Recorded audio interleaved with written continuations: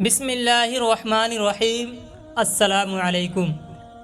اگر آپ کے دماغ میں ہر وقت گندے خیالات آتے ہیں تو آپ سمجھ لیں کہ اللہ تبارک و تعالی آپ کو کچھ عطا فرمانا چاہتا ہے، کچھ دینا چاہتا ہے، کیونکہ بہت سارے لوگ ایسے ہوتے ہیں جن کے ذہن میں ہر وقت گندے اور الٹے سیدھے خیالات آتے ہیں۔ بعض لوگ تو ایسے ہیں کہ جب وہ نماز میں کھڑے ہوتے ہیں تو پھر ان کو خیالات آنا شروع ہو جاتے ہیں۔ بعض لوگ تو رکعت بھی بھول جاتے ہیں کہ ہم نے کتنی رکعت پڑھی، اتنے زیادہ خیالات کا پریشر ان کے مائنڈ کے اوپر رہتا ہے۔ لیکن آپ جانتے ہیں کہ ان خیالات کی وجہ سے اللہ تعالی ہمیں کیا دینا چاہتا ہے، اور آخر یہ خیالات آتے کیوں ہیں؟ اور اس سے بھی زیادہ امپورٹنٹ یہ ہے کہ یہ خیالات کب آتے ہیں، انسان کے ذہن میں کب آتے ہیں۔ دیکھیے، جو خیالات آتے ہیں اس کی 3 قسمیں ہوا کرتی ہیں۔ پہلے وہ خیالات ہوتے ہیں جو فرشتے کی جانب سے ہوتے ہیں، دوسرے وہ خیالات جو شیطان کی جانب سے ہوتے ہیں، تیسرے وہ خیالات جو خود انسان کی اپنی فطرت ہوتی ہے۔ اور انسان کی جو اپنی فطرت ہوتی ہے نہ وہ نیکی والی ہوتی ہے۔ انسان کوئی بھی کام گناہ کا جب کوئی بندہ کرتا ہے نہ تو وہ لذت کے لیے کرنا تو چاہتا ہے، لیکن دل اس کو گواہی نہیں دے رہا ہوتا ہے، کیونکہ انسان کی جو فطرت ہوتی ہے وہ کبھی نہیں چاہتی ہے کہ یہ بندہ یہ گناہ کرے۔ تو ہماری فطرت کبھی نہیں چاہے گی کہ ہم گناہ کریں، لیکن جو شیطانی خیالات اور وسوسے ہیں اس کی وجہ سے، وہ حاوی ہونے کی وجہ سے انسان گناہ کی طرف آتا ہے۔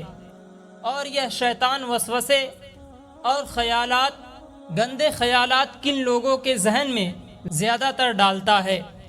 ان لوگوں کے ذہن میں ڈالتا ہے جن کی فطرت اچھی ہوتی ہے۔ بہت سارے ایسے لوگ ہیں جو شرابی ہیں، جو شراب کھانے میں پڑے ہوئے ہیں۔ شیطان نے کبھی ان کو جا کر بہکایا؟ کبھی نہیں۔ ان کے ذہن میں خیالات ڈالے نہیں، کیونکہ وہ تو ہے ہی آلریڈی بہکے ہوئے، وہ تو ہے ہی گناہ گار، وہ تو ہے ہی اللہ سے دور، وہ تو شریعت سے دور ہیں، تو ان کے ذہن میں خیالات نہیں آئیں گے۔ جس بندے کے ذہن میں گندے خیالات آ رہے ہیں تو اس کا مطلب یہ ہے کہ وہ بندہ جو ہے وہ نیک ہے، کیونکہ اس کا باطن نیک ہے۔ وہ تو شیطان اس سے گناہ کرانا چاہتا ہے، لیکن اندرونی طور پر وہ بندہ گناہ کے قریب جانا نہیں چاہتا ہے، کیونکہ اگر وہ جانا چاہ رہا ہوتا تو وہ جاتا، تو پھر شیطان اس کے ذہن میں گندے خیالات ڈال کے اس کو گناہ کی طرف نہیں دھکیلتا۔ اور فرشتہ، کیونکہ جو فرشتے ہمارے کندھے کے اوپر ہیں، کرامن کاتبین، جو ساری چیزوں کو نوٹ کرتے ہیں، لکھتے ہیں۔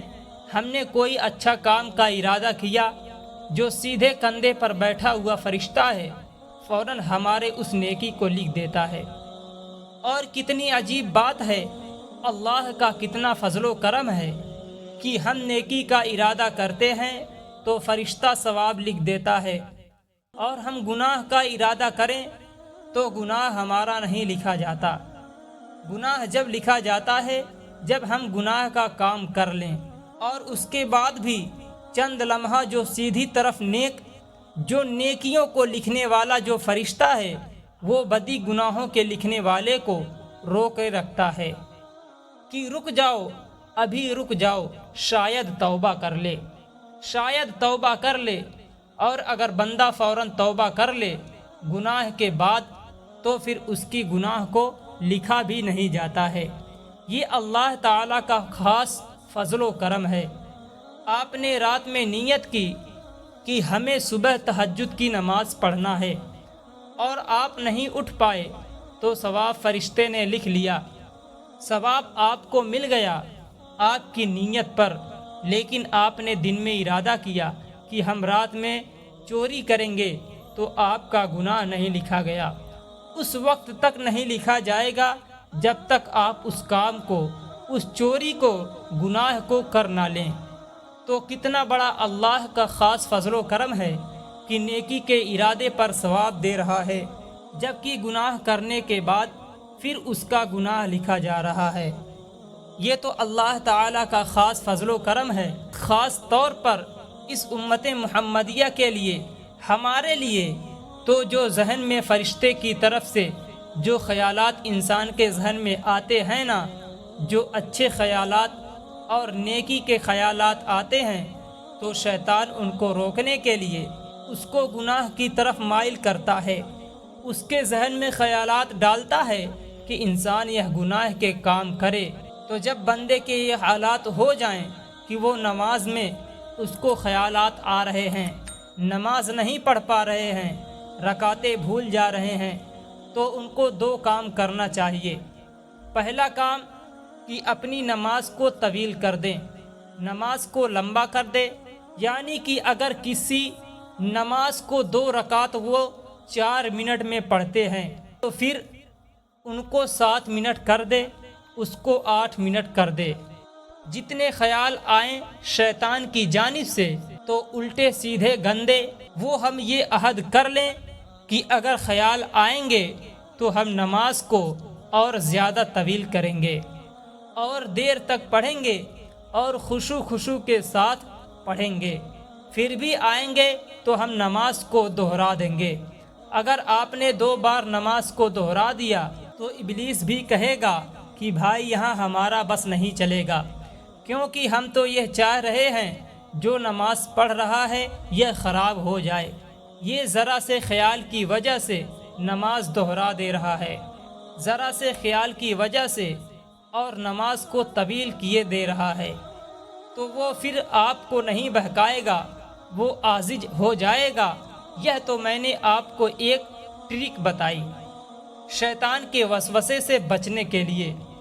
دوسری چیز یہ ہے کہ آپ اگر ایسے بہت زیادہ خیالات آ رہے ہیں تو اعوذ باللہ من الشیطان الرجیم پڑھ کے آپ بائیں طرف اشارتدان دھتکار دیں، اور جب آپ کے ذہن میں خیال ہر وقت آ رہے ہیں اور آپ گناہ کی طرف مائل ہونا چاہ رہے ہیں، اور پھر بھی جب آپ کے فطری چیز ہیں، جو فطرت ہیں کہ آپ گناہ نہیں کر رہے ہیں، گناہ نہیں کر رہے ہیں، شیطان بہکا رہا ہے کہ ذہن میں خیال ڈال رہا ہے، گناہ کو آپ نہیں کر رہے ہیں، تو یہ آپ کے لیے بڑی خوش قسمتی کی بات ہے۔ اللہ تعالیٰ نے آپ کو قبول کر لیا ہے۔ اللہ تعالیٰ آپ کو آخرت عطا فرمانا چاہتا ہے کہ آپ اس لائق تھے۔ آپ کا اسٹیٹس یہ تھا کہ آپ اللہ کے جب قریب ہونے لگے، جب شیطان کی طرف سے خیال آتا ہے، کیونکہ شیطان انہی کو بہکاتا ہے جو لوگ نیک ہوتے ہیں، جو اللہ کی طرف آ رہے ہوتے ہیں، تو شیطان ان کو روکتا ہے۔ تو یہ تو انسان کے کامیاب ہونے کی علامت ہوتی ہے۔ تو ان ذہنی خیالات کو بالکل دماغ سے ڈیلیٹ کر کے ہمیں اپنے ان کاموں کو کرنا ہے جو ہمارے اندر سے دل کہہ رہا ہے، جو فطرت ہماری کروانا چاہتی ہے، جو فرشتے کی جانب سے آنے والے اچھے خیالات ہیں، ان چیزوں کو ہمیں کرنا چاہیے تاکہ شیطان کا زور نہ چلے۔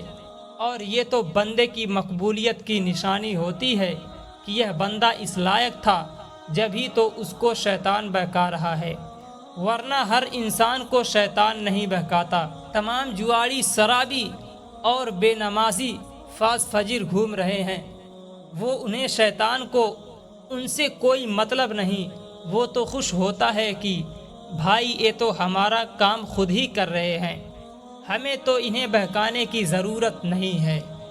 دوستو، امید ہے آپ کو آج کی یہ ویڈیو پسند آئی ہوگی۔ اگر آپ کو ویڈیو پسند آئی ہو تو ویڈیو کو لائک، شیئر اور ایک پیارا سا کمنٹ کے ساتھ ہمارے چینل کو ضرور سبسکرائب کر دیں۔ پھر ملتے ہیں کسی دوسری ویڈیو کے ساتھ، تب تک اپنا خیال رکھیں۔ اللہ حافظ۔